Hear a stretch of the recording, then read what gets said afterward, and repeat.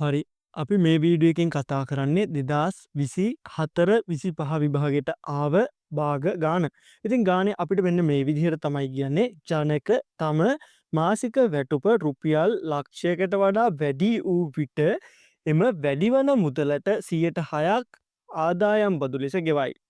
එක්තරා මාසයකදී බදු ගෙවීමෙන් පසු ඔහුට ලැබුණු මුදල 6න් එකක් ඔහු ආහාර සඳහා වෙන් කරයි. ඉතිරි මුදලින් 5න් 3ක් ඔහුගේ වෙනත් වියදම් සඳහා වෙන් කරයි.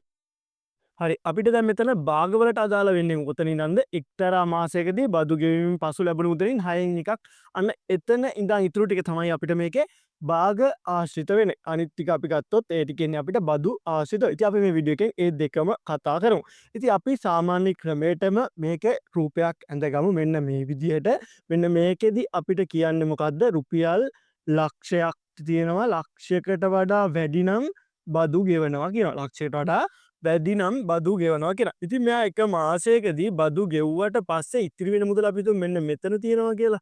මෙන්න මේ බදු ගෙව්වට පස්සේ ඉතුරු උන මුදලෙන් 6න් එකක් ආහාර සඳහා වෙන් කරනවා කියනවා. මෙන්න මේක මම ඇඳ ගන්න මේ විදිහට මෙන්න මේ තියෙන්නේ බදු ගෙව්වට පස්සේ ඉතිරි වෙච්ච මුදල මේක අපිට නෑ මේ පැත්ත නෑ. මේ තියෙන්නේ බදු ගෙව්වට පස්සේ ඉතුරු උන මුදල මෙන්න මේකෙන් 6න් එකක් යනවා කියනවා මොනවටද? ආහාර සඳහා ආහාර සඳහා. ඉතින් ඊට පස්සේ අපිට කියනවා ඉතිරි මුදලෙන් 5න් 3ක් ඔහුගේ වෙනත් වියදම් සඳහා යනවා කියනවා. ඉතින් මේ ඉතිරි මුදලෙන් තමයි යනවා කියන්නේ. ඉතින් මෙතන තියෙන්නේ මොකද්ද? ඉතිරිය. මේ ඊට පස්සේ අපිට කියනවා ඉතිරියෙන් යම්කිසි ප්‍රමාණයක් වෙන වැඩකට යනවා කියලා. ඒක මම එද කරනවා මේ ඉතිරියෙන් නම් ඉතිරියට පස්සේ කෙනුයි අපි ඒක ලියාගන්නේ. මම මේක ලියාගන්න මොකද්ද මේ වෙනත් වියදම් සඳහා මේ වෙනත් වියදම් සඳහා මේ තියෙන්නේ ආහාරවලට ගියාට පස්සේ ඉතිරිය මේ වෙනත් වියදම් සඳහා ගිය එක මෙතෙන්ට එතකොට එන්නේ මොකද්ද වෙනස් වියදම් වලට ගියාට පස්සේ ඉතුරුන ප්‍රමාණය. ඉතින් අපිට මෙතන කියන්නේ මොකද්ද? ඉතිරි මුදලින් 5න් 3ක් තමයි වෙනස් වියදම් සඳහා ගිහින් තියෙන්නේ. මෙතන තියෙන්නේ 5න් 3ක් කියලා. ඉතින් අපි මෙන්න මේ විදිහට රුක් සටහන් ක්‍රමයකින් තමයි මේ භාග ගණන් පැටලෙන්නේ නැතුව හදන්නේ. ඉතින් අපි මේ සම්බන්ධව සම්පූර්ණ වීඩියෝ එකක් කරලා තියෙනවා මේක කොහොමද භාවිතා කරන්න කියලා. ඉතින් අපි දැන් යමු මේ ගාන හදන්න. ඉතින් මෙතන අපි දන්නවා රුක් සටහනක් නම් මේ පැත්තයි මේ පැත්තේ එකතුව එකක් වෙන්න ඕනේ. ඒ කියන්නේ එක මේකයි එකතු කරාම එකක් වෙනවා. කියන්නේ මෙතන එන්නේ කීයක්ද? 6න් 5ක්. 6න් 5ක් අපි කොහොමද ගත්තේ? එකට මේක සමාන වෙන්නේ මොකේද? මෙන්න මේකට 6න් එකට මෙන්න මේක එකතු කරාම මම මේක x කියලා ගත්තොත් එකතු කිරීම x වලට. ඉතින් මම x කියන එක සුළු කරගත්තොත් එකෙන් අඩු කරන් තියෙන එකෙන් 6ක් ඒ කියන්නේ 6න් 5යි. අන්න ඒ විදිහට තමයි මම මෙතන 6න් 5 කියන අගය අරන් තියෙන්නේ. ඉතින් මට පුළුවන් මේ ටික මකලා දාලා මෙතන x වෙනුවට 6න් 5 දාගන්න ගාන ඉතුරු ටිකට යන්න කලින්. ඉතින් ඒ වගේම මෙන්න මෙතනත් ඒ විදිහමයි මෙතන තියෙනවා 5න් 3ක්. ඉතින් මේ දෙක සම්පූර්ණ වෙන්න නම් 5න් 5 හිම නැත්නම් 1 වෙන්න ඕනේ. ඉතින් 5න් 5ක් වෙන්න නම් මේකේ 5න් 3ක් තියෙනවා. තව 5න් 2ක් අපිට අඩුයි. මම 5න් 2 දාගන්නවා මෙන්න මෙතනි. දැන් අපිට තියෙන්නේ ගාන හදන්න නෙමෙයි ලියන්න යන්න තමයි තියෙන්නේ. දැන් අපි ගොඩක් දේවල් කරලා ඉවරයි. අපිට මේකේ කියනවා ජනකට ලැබුණු මුදලින් 6න් එකක් ආහාර සඳහා වෙන් කළ පසු ඔහුට එම මුදලින් කවර භාගයක් ඉතිරි වේද කියලා. ආහාර වලට ගියාට පස්සේ ඉතිරිය කීයද කියලා තමයි අහන්නේ. ඉතින් අපි ඒක දැනටමත් හොයාන තියෙන. කීයද මෙතන තියෙන 6න් 5යි. 6න් 5යි. අපි ඒක ගත්තේ කොහොමද? ගත්ත විදිහත් අපි ලිව්වොත් සම්පූර්ණ ලකුණු ටිකටම යන්න පුළුවන්. අපි ගත්තේ කොහොමද? එකෙන් අඩු කරා අපි 6න් 1ක්. ඊට පස්සේ අපිට මේකට ආවා 6න් 5ක් කියලා. මෙන්න මෙහෙමයි අපි පළවෙනි එකට උත්තරය ගත්තේ. ඉතින් අපි යමු දැන් දෙවනි කොටස බලන්න. දෙවනි කොටස අපිට කියන්නේ මොකද්ද? ආහාර සහ වෙනත් වියදම් සඳහා මුදල් වෙන් කළ පසු ධනකට ඉතිරි වන්නේ කොච්චරක්ද කියලා තමයි අහන්නේ. ඉතින් ආහාර වලටයි වෙනත් වියදමු ගියාටත් පස්සේ ඉතිරි වෙච්ච ටික මෙතනින් මෙන්න මෙතන අගය කීයද කියන එක තමයි අපෙන් අහන්නේ. ඉතින් අපි ඒක හොයන්න මෙන්න මෙතන අගය තමයි අපි ගන්නෙ. මේ පැත්තට තියෙන්නේ ඉතින් රුක් සටහනක් මේ පැත්තට තියෙනවා නම් අපි කරන්නේ ගුණ කරන එක. ඒ කියන්නේ මේකේ අපි ගුණ කරන්න ඕන මොකද්ද? මෙන්න මේ 6න් 5යි 6න් 5යි මේකයි ගුණ කරාම තමයි මේ දෙකටම ගියාට පස්සේ ඉතින් මෙන්න මෙතන ආගේ එන්නේ. කියන්නේ 6න් 5 ගුණ කරන්න ඕන අපි 5න් 2න්. ඉතින් මම මේක සුළු කරාම මේ 5ට මේ 5 කැපෙනවා හයට දෙකේවත් 3යි මෙන්න මේ දෙකට දෙකේවා 1යි. ඒ විදිහට මට 3න් 1යි කියලා මෙන්න මේ දෙවැනි ප්‍රශ්නෙට උත්තරය ගන්න පුළුවන්.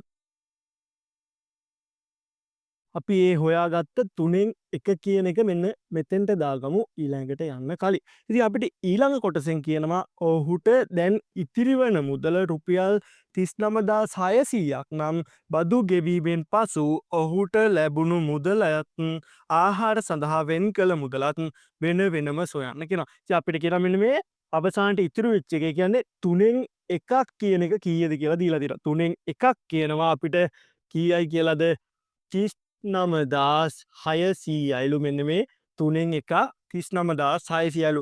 දැන් අපිට අහන්නේ ඔහුට ලැබුණු මුදල. ඒ කියන්නේ මෙන්න මෙතන තිබ්බ එක. ඉතින් ඒ කියන්නේ මෙතනදී තිබ්බ අපිට 3න් 3ක ප්‍රමාණයක්. ඉතින් 3න් 1ක් 3900 මෙන්න මේ 39,600 නම් එතකොට 3න් 3 කියන එක තමයි අපිට හොයන්න තියෙන්නේ. 3න් 3 අපි හොයන්නේ කොහොමද? මෙන්න මේ 39,600 අපි ගුණ කරනවා 3න්. ඇයි එහෙම කරන්නේ? මෙතන 3න් 1ක් මේ ගන්න 3න් 3ක් කියන්නේ වගේ 3 ගුණයක්. ඉතින් මම මේක සුළු කරොත් මට එනවා මෙන්න මේ විදිහේ උත්තරයක්. කීයද? 1,18,800යි කියලා. 1,18,800ක් කියලා මට මෙන්න මෙතෙන්ට උත්තරේ එනවා. මේ මොකද්ද? බදු ගෙවීමෙන් පසු ඔහුට ලැබිච්චි ප්‍රමාණය. අපෙන් මේ ගානේ තවත් එකක් අහනවා. මොකද්ද ඒ අහන්නේ? ආහාර සඳහා වියදම් වෙච්ච ප්‍රමාණය. ආහාර සඳහා වෙන් කරගත්ත ප්‍රමාණය. ඉතින් අපි ආහාර සඳහා ගත් එක හොයාගෙන තියෙන්නේ මෙතනගේ. ඒ කියන්නේ 6න් 1යි මෙතෙන්ට එන්නේ 6න් 1ම නිසා. ඉතින් 6න් 1ක් කියන්නේ කීයක්ද කියලා තමයි අපෙන් අහන්නේ. 6න් 1ක් කියන්නේ කීයක්ද කියලා. ඉතින් අපි දැන් දන්නවා සම්පූර්ණ ගාන. ඒ කියන්නේ 6න් 6 එහෙම නැත්නම් 3න් 3 කියන එක අපි හොයාගත්ත 1,18,800යි කියලා. මෙන්න මේක මං 6න් 1ෙන් ගුණ කරා නම් 6න් 1කට අදාළව මට එනවා කීයක් කියලාද? 19,800ක් කියලා. මේ 19,800 කියන්නේ මොකද්ද? ආහාර සඳහා වෙන් කරගත්ත ප්‍රමාණය. ඉතින් අපි ආහාර සඳහා වෙන් කරගත්ත ප්‍රමාණය 19,800යි කියලා හොයාගත්තා. ඒ වගේම අපි මුළු ප්‍රමාණය මෙන්න මෙතනදී හම්බුණු මුළු ප්‍රමාණය 1,18,800යි කියලා හොයාගත්තා. අන්න ඒ විදිහට අපි ගානේ 3 වෙනි කොටස අවසන් කරනවා. හරි, ගානේ 4 වෙනි කොටස අපිට කියන්නේ බදු ගෙවීමට පෙර ඔහුගේ වැටුප කීයද කියලා. ඉතින් අපි දන්නවා මෙන්න මෙතන අපිට ආව කීයයි කියලාද? 1,18,800යි කියලා. ඉතින් මේකෙදි අපිට කියන්නේ මේ බදු ගැනීමට පෙර ඔහුගේ වැටුප කීයද කියලා හොයන්න. ඉතින් අපි දන්නවා මෙයා ලක්ෂයට වැඩි වුණාම තමයි බදු ගෙවන්නේ. ඒ කියන්නේ මෙතන තියෙන ඔක්කොටම මෙයා බදු ගෙවලා නැහැ. මෙයා මේකෙන් ලක්ෂයක් අඩු වුණාම එන ගානට තමයි බදු ගෙවලා තියෙන්නේ. ඒ කියන්නේ මෙයා බදු ගෙවන්නේ කීයකටද?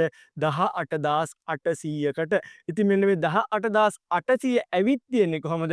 අපි 106ක බදු ගෙව්වට පස්සේ. 106ක බදු ගෙව්වට පස්සේ කියන්නේ 194ක් කියන එක තමයි මෙන්න මෙතන 18,800ක් කියලා ඇවිල්ලා තියෙන්නේ. 18,800ක් කියලා ඇවිත් තියෙන්නේ. ඉතින් අපි එතකොට බදු අය කරන සම්පූර්ණ මුදල හොයන්නේ කොහොමද? මේක 194 කියන එක මම මේ විදිහට ලියාගත්තොත් මට මේකේ සම්පූර්ණ ගාන එහෙම නැත්නම් 100ට 100 කියන ගාන හොයන්නේ කොහොමද? මම කලින් එකදි කියලා දුන්නා. මේ දෙන්න අනිත් පැත්ත හරවලා මෙයාව ගුණ කරා නම් හරි.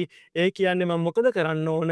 මෙන්න මේ 18,800 කියන එක්කෙනා ගුණ කරන්න ඕන 100ෙන්. ඒකලා බෙදන්න ඕන 94ෙන්. මෙන්න මෙහෙම කරාම අපිට එනවා මෙයා බදු ගෙවන්නේ කීයකටද කියලා. මේක සුළු කරාම අපිට එන්නේ කීයද?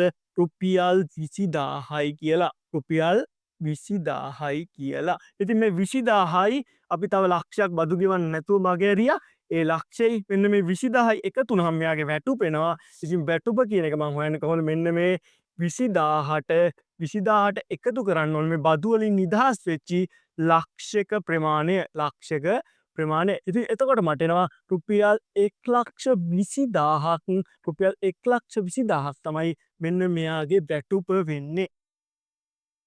අපිට ගානේ අවසානට කියනවා යම් අවස්ථාවක බදු අය කර ගැනීමේ සීමාව ඉහළ දැමීම නිසා ජනක ආදායම් බදු ගෙවීමෙන් නිදහස් වේ නම් ඔහු ආහාර සඳහා මුලදී වියදම් කළ මුදල වෙනස් නොවී පවතී නම් දැන් ඔහු ආහාර සඳහා වියදම් කරන්නේ මුදල වැටුපෙන් කවර ප්‍රතිශතයක්ද කියලා. ඉතින් මෙයා කියන්නේ මොකද්ද මේකේ සරලව කිව්වොත් මෙයා බදු ගෙවීමෙන් නිදහස් වුණොත් කොච්චරක්ද ආහාර සඳහා ගෙවන්නේ කියන එක තමයි අහන්නේ. ඉතින් බදු ගෙවන්නේ නැත්තම් මෙයාට සම්පූර්ණ වැටුප ලැබෙන්න බෑ. ඉතින් මෙයාගේ සම්පූර්ණ වැටුප මම ලියා ගන්නවා. කීයද දැන් අපි හොයාගත්තා 1,20,000යි කියලා. මෙයාගේ සම්පූර්ණ වැටුප 1,20,000යි. ඉතින් අය කියනවා අපිට ආහාර වලට කලින් වියදම් කරපු ප්‍රමාණය මෙයා වෙනස් කරන්නේ නැහැ කියලා.